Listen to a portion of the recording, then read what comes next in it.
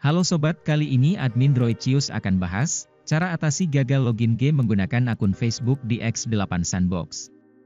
Untuk tampilan gagal login game menggunakan akun Facebook kurang lebih seperti ini.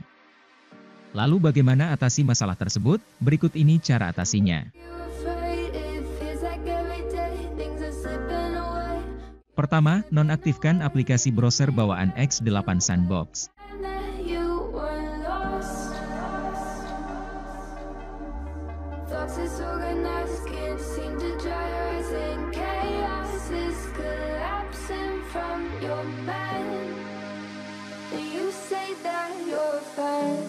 Kedua, download aplikasi Facebook di deskripsi video ini.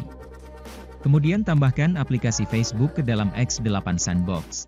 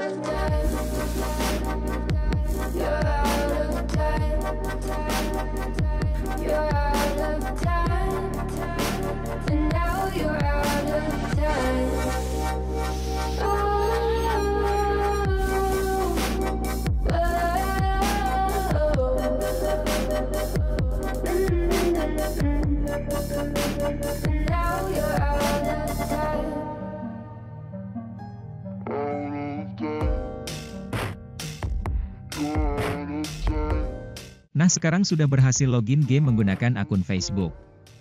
Mungkin hanya itu yang bisa admin Droidcius sampaikan, mohon maaf jika ada kesalahan. Sampai jumpa lagi di video selanjutnya, terima kasih.